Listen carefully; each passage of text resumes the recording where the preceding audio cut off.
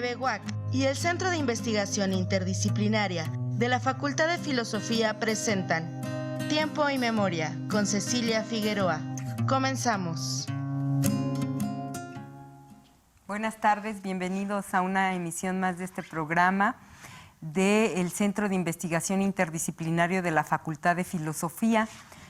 Como ya hemos señalado, uno de los posgrados que forma parte de este centro de investigación es la maestría en Estudios Amerindios y Educación Bilingüe, y hoy tenemos la enorme fortuna de que nos acompañe un maestro en Estudios Amerindios y Educación Bilingüe que además, y lo más importante, es hablante del ñañó y está haciendo un trabajo muy interesante en su comunidad para revitalizar el ñañó y para rescatar la oralidad o los relatos que solo estaban de boca en su comunidad, rescatarlos y llevarlos a un libro con fines didácticos para que las nuevas generaciones sigan poseyendo esta riqueza cultural, este tesoro que solo les pertenece a ellos.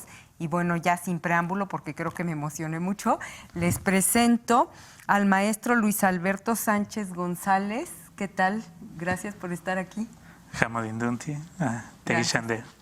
Y bueno, también tengo que decirles que él es licenciado en Filosofía, y esto se los digo porque en la introducción de esta obra de la que nos va a hablar hoy, Las voces de mis familiares, en la introducción se nota esa veta de filósofo, y además él es poeta, él es traductor, él es intérprete bilingüe, es docente, y les digo, es parte de esta comunidad que obviamente no voy a saber pronunciar, que es Bomintzá Tolimán.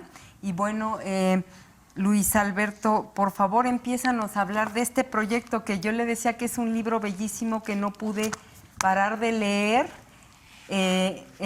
toda una noche, porque de verdad que es mágico. Háblanos de cómo surge y de qué contiene. Pues surge de una necesidad que Ramodonó, todas las lenguas, la mayoría de las lenguas están en peligro de extinción, aunque suene feo, pero y una de las razones es porque cada vez hay menos personas que las hablan. Y considero precisamente que hay muchos espacios que se han perdido dentro de las comunidades, donde antes se hablaba precisamente la lengua, tenía mayor vitalidad. Si pienso de una forma más concreta, en mi comunidad, por ejemplo, estos espacios eran el cerro, como de ir a leñar, la milpa, ir a sembrar, el arroyo, ir a bañarse, ir a traer agua para la casa. Y obviamente en la actualidad, con la llegada del agua potable, ya no vamos al agua, con la llegada a lo mejor del gas estacionario, pues obviamente las personas ya no vamos a la leña. Y y obviamente, como ya la mayor parte de los jóvenes a lo mejor ya no pastorean, pues obviamente tampoco ya no salen con los abuelos a pastorear. Por ejemplo, yo fui a pastorear con mi abuela, fui a la leña con mi mamá, con mis papás, fui a sembrar con mis abuelos. Y ahí las historias que están precisamente en este libro eran como algo común ahí, que nos explicaban a lo mejor cómo debíamos de sembrar, cómo debíamos de cortar la leña, nos prevenían de lo que podíamos o no debíamos hacer como niños o como seres humanos. Y en la actualidad, pues esos espacios ya no hay, porque decíamos como que ya los niños ya todo el tiempo en la escuela, ya muchos ya no van a pastorear, ya muchos ya no van a leñar. Y por eso este libro, la iniciativa que fue empezar con talleres, fue crear un espacio para que las diferentes generaciones pudieran dialogar, conversar sobre estos relatos que a lo mejor ya muchos ya nos conocen. Eso, fíjate que me encantó porque por un lado, evidentemente los que tienen esta sabiduría pues son los abuelos, ¿no? Los abuelos, los papás, las abuelas, las mamás. Entonces ustedes dividen, o más bien no dividen, hacen un equipo maravilloso de 3 generaciones. Abuelas y mamás son los que van a contar estos relatos que han pasado de generación en generación. Jóvenes van a escribir los relatos, tanto en ñañó como en español. Ahorita me aclaras ese punto porque tú eres el traductor en español, entiendo. Y los niños, mientras están escuchando los relatos, están haciendo unos dibujos maravillosos que forman parte del libro, ¿no? Para ilustrar cada uno de los relatos. Entonces, hasta, fíjate, en esta forma de organizarse, ahí hay comunidad, ahí se ve esta comunidad que yo te decía, que me parece muy, muy importante. ¿Qué nos puedes decir de cómo funcionaron estos talleres? Porque, por ejemplo, también nos hablabas de tu mamá, que yo te decía que al verla aquí como coordinadora, al saber que es una médico tradicional, o tú me decías, puedes llamarle curandera, huesera de la comunidad, es una mujer líder, y entonces ella participa activamente coordinando los talleres, forma parte de esta obra financiada por PACMI, que es Secretaría de Cultura, y en los talleres tú me decías que hace un papel súper importante como una persona de la generación pasada que domina totalmente el ñaño. ¿Ahí qué hizo? Pues en este sentido, bueno, muchos de los cuentos o leyendas que están aquí, que la mayor parte de la gente ya no los conoce, fueron proporcionadas por ella. Y son importantes en el sentido de que nos permiten como tener una mejor comprensión a lo mejor de por qué algunos animales están en determinadas circunstancias, por qué hacen determinadas actividades. Si pienso, por ejemplo, en el primer cuento, que se llama El Tejón, y nos explican, por ejemplo, cómo el tejón originalmente no era un animal, sino era una persona. Durante un diluvio de muchos meses, las personas estaban muriendo de hambre. El más anciano de la comunidad, al ver que todo su pueblo, su gente o sus hijos, porque ve a todos como sus hijos, se están muriendo de hambre, decide irse, a pesar de que todo estaba lleno de agua o de lodo, para salir a buscar alimento. Después ya de un prolongado tiempo de ausencia, regresa y trae alimento, trae maíz, frijol, que obviamente son la base de la agricultura. Y después se queda ahí descansando nada más y como que se transforma en el tejón. Ahora, a lo mejor muchos, he escuchado en la comunidad que muchas personas sí al tejón en otomí lo llaman Otzazo, que es como su nombre así como animal, pero hay otros que he visto que le dicen Tishita, que se traduce como el viejitos, para hacer referencia como que es el viejito que nos trajo alimentos. Entonces, en ese sentido, mi mamá funciona como el puente entre el conocimiento que a lo mejor a muchos ya se nos olvidó, pero que sigue ahí latente y a lo mejor que pues esperemos que no se pierda, y este libro va a ser una de estas funciones. Ahora, en la otra, de acuerdo por lo que me contaba, pues fue realmente monolingüe en el otomí hasta los 15 años. Entonces ella, su lengua materna original es el otomí. Y hay muchas expresiones, o el otomí por el contacto con el español se ha visto modificado como en su estructura. Como a veces si quiere decir cómo se dice, a lo mejor tengo sueño. A lo mejor muchos dirían dipet, si ni siquiera hay la palabra para sueño, como para decir tengo sueño. Pero puedo decir la palabra, que es un verbo como que es dinezo, que es pues que tengo sueño, pero no es una sola palabra, es un solo verbo que indica esa de que yo tengo sueño. O sea, un solo verbo que indica toda una expresión. Sí, entonces ella, cuando los jóvenes que llegaban con las historias que le habían preguntado a sus abuelos, a sus papás, llegaban y como no las anotaban, ahí las iban narrando y las iban escribiendo para después enseñarles a escribir la lengua. Entonces decían, pero ¿cómo puedo decir esta expresión de tengo sueño? Y lo querían escribir así, como digo dinezo. Bueno, más bien como digo tengo sueño. Querían escribirlo de esta manera, que ya es muy del español, pero ellos les decían, no, en el otomí existe este verbo que explica todo eso. Y por eso los relatos que tienen aquí tienen esa función de que es un otomí, obviamente que es, no sé si llamarlo el clásico o el que no ha entrado mucho en contacto con el español.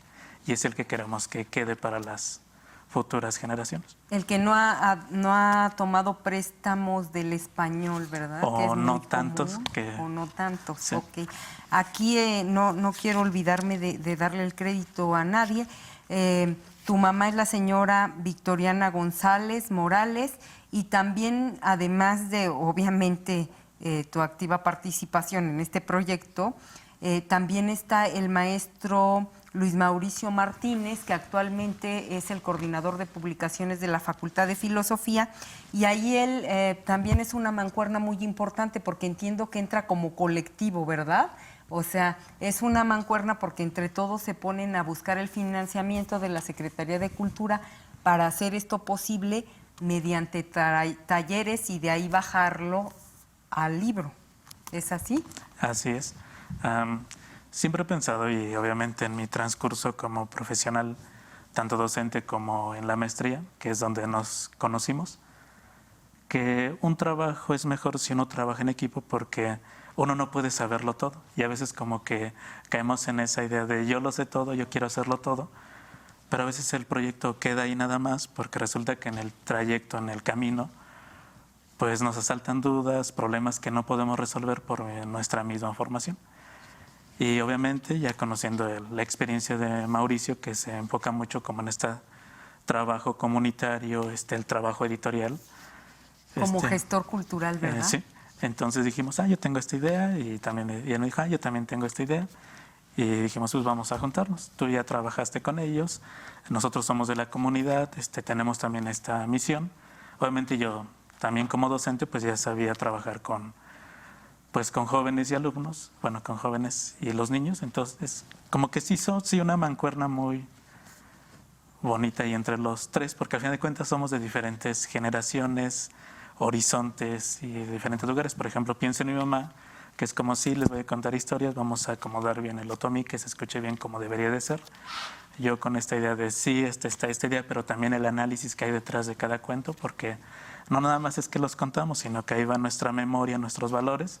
Y Mauricio sí, pero que no nada más se quede como ahí, hay que darle más, más proyección, que a veces es lo que falta con muchos trabajos. Hay muchos trabajos a lo mejor que se desarrollan en las comunidades, pero se quedan ahí, y es lo que siempre decimos.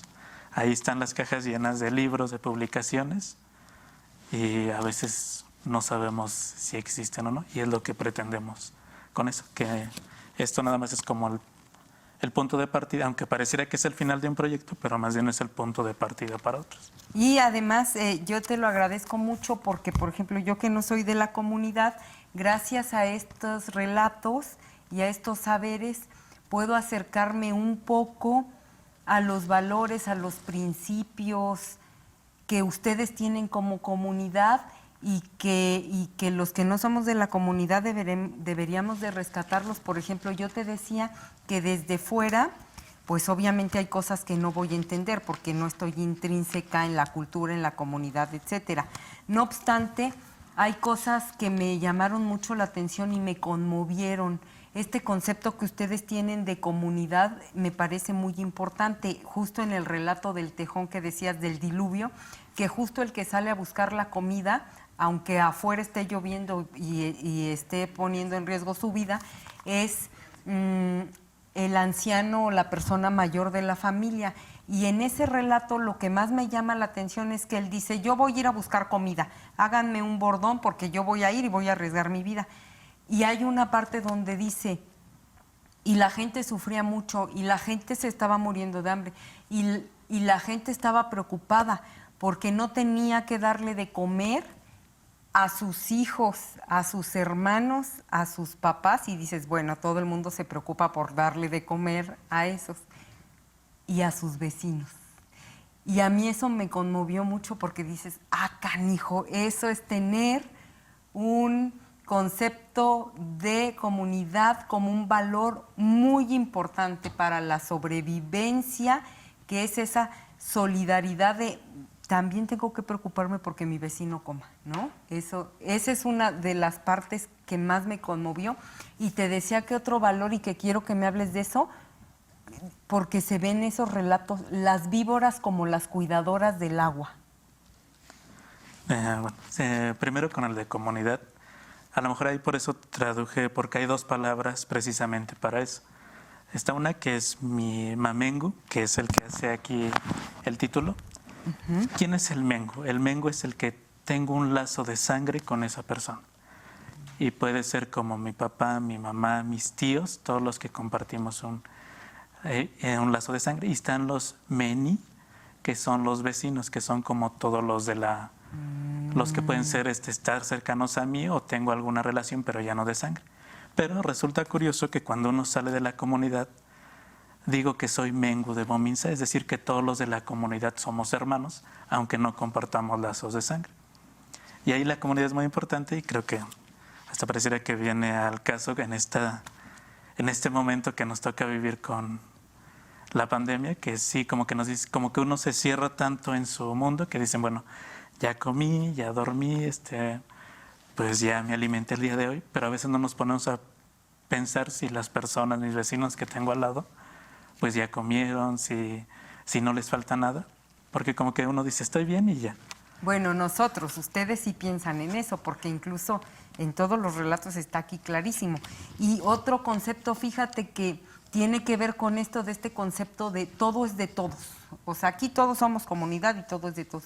El agua, que hay muchos relatos donde dice, si tú eres egoísta con el agua, si cercas tu manantial o tu pozo o dices prohibido pasar o no dejas que los animales de los vecinos tomen agua, que el vecino llegue y agarre agua, ese manantial se te va a secar, porque si no compartes el agua, se seca.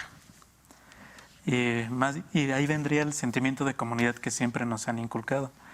Como decir, por ejemplo, pienso en las fiestas patronales, que a veces los que agarran cargos o son caseros, o son los que se encargan como de las festividades, hacen comida para darle a todos los que llegan ahí. Sin importar si eres de la comunidad o no, todos se sientan en la mesa y al menos un plato de comida les toca. Y es como decir, muchos he escuchado luego comentarios, es que es mucha comida, es que ¿qué van a hacer con todo eso?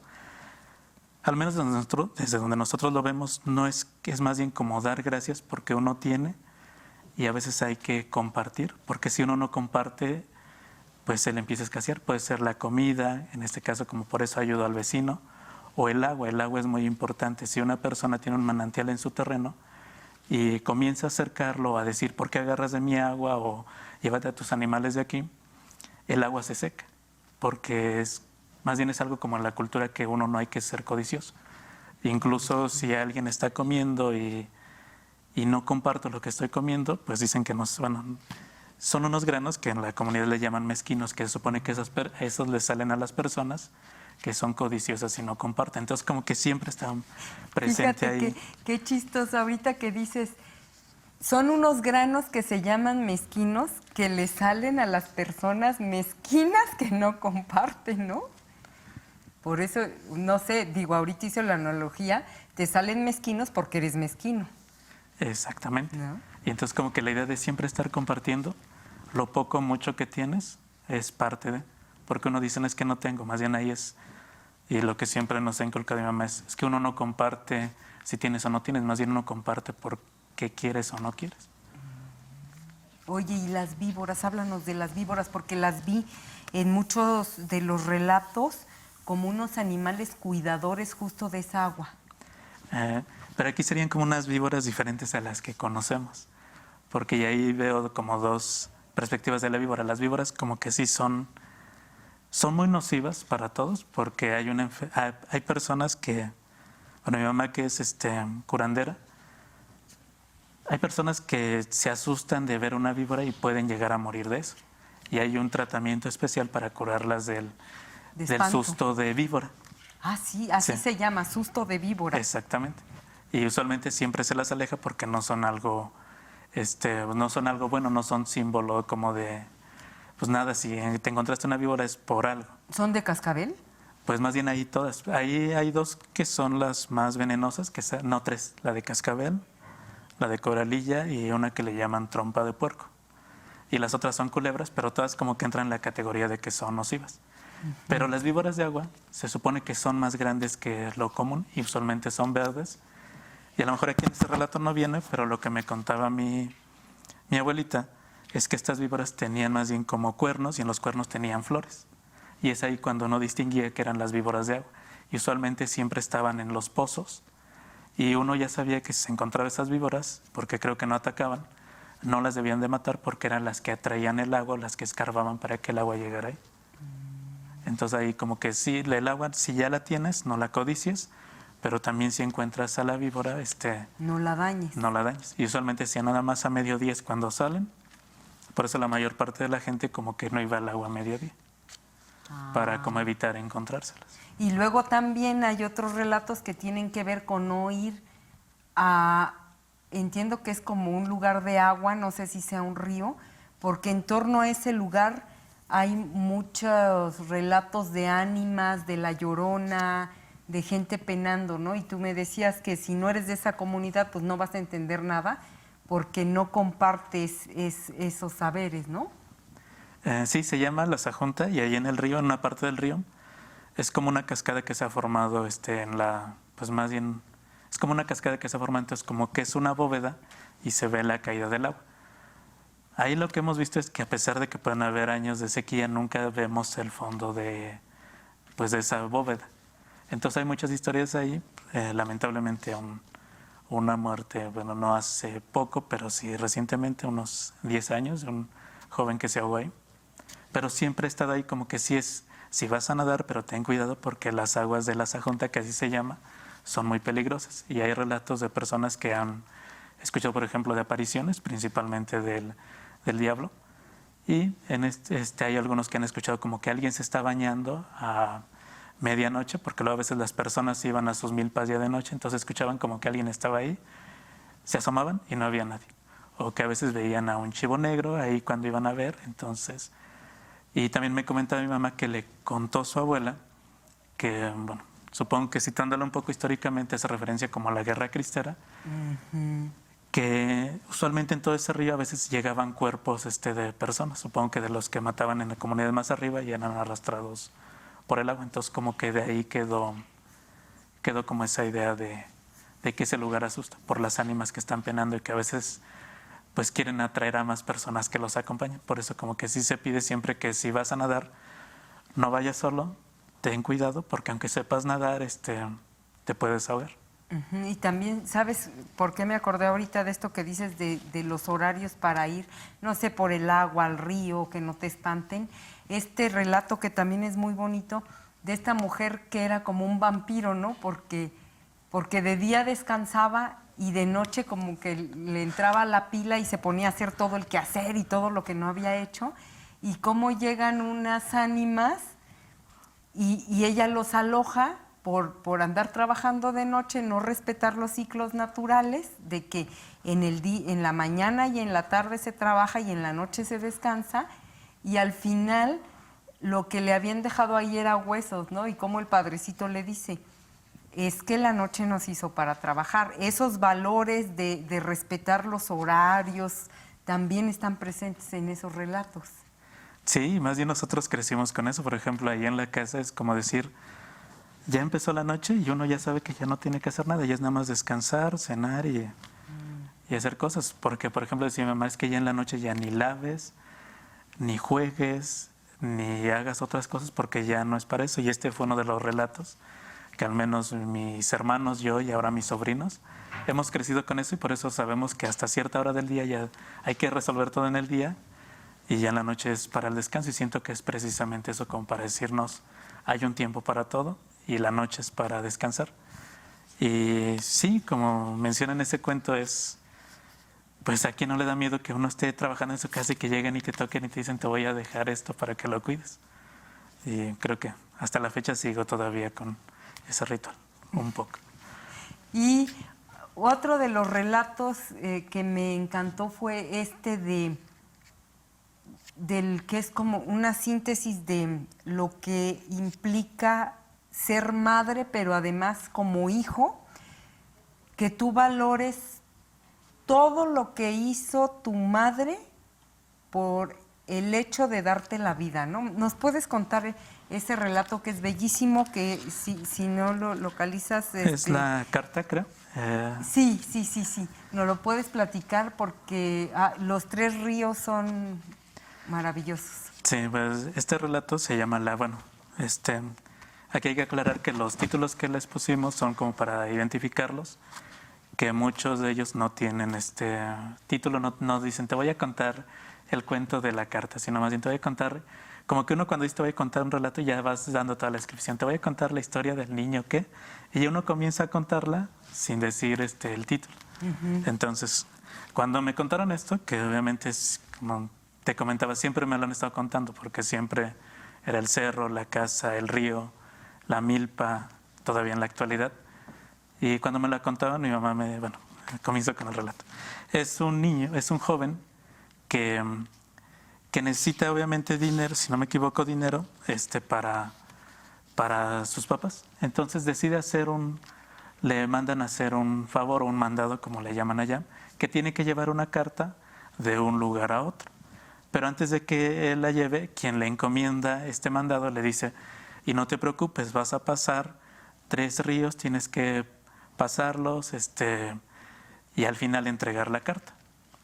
Y ya el joven se va, le dan precisamente un burro donde comienza a cargarlo de todo lo que va a necesitar para el viaje.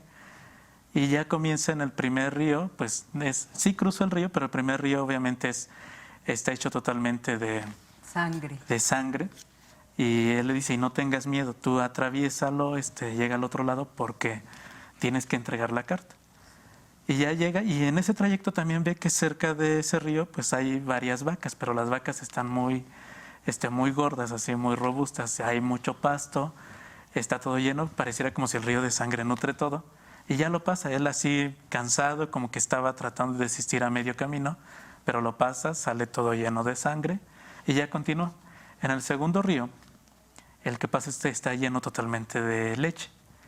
Y pasa también lo mismo, es un río muy caudaloso, casi se ahoga, también trata como de desistir un poco.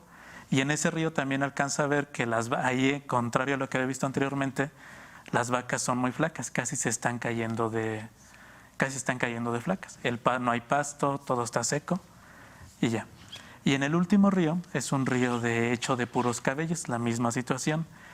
Ya casi quiere desistir, pero dice, ya estoy más cerca del final que del principio, entonces ¿cómo voy a retroceder? Y lo mismo, el río es muy caudaloso, casi se ahoga.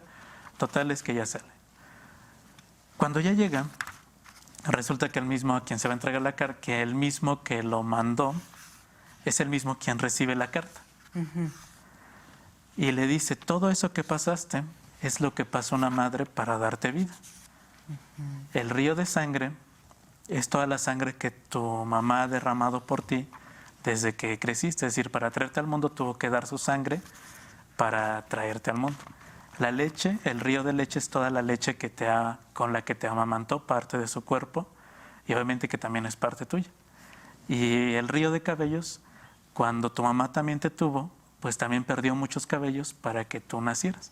Y supongo que hace referencia, y ya el joven comienza a llorar porque se da cuenta y es más bien para que vean como el sacrificio que hacen las madres, y no a lo mejor nada, y ese nada más es para el sacrificio que hacen para traer al mundo a alguien, porque aparte de eso, pues todo el trayecto que hacen las madres para cuidar a sus hijos, pero en eso es, pues supongo que es todo el ciclo del embarazo, que las mujeres comienzan a perder a veces el cabello, a veces los dientes, a veces hasta la pigmentación de la piel cambia, y eso es como para decirnos, pues comparado con lo que tú pasaste no es nada a comparación porque tú te limpiaste, la sangre, te limpiaste la leche, te limpiaste los cabellos y estás como si nada, pero la sangre que perdió tu mamá, la leche que te alimentó, el cabello que perdió, ya no volvió a crecer.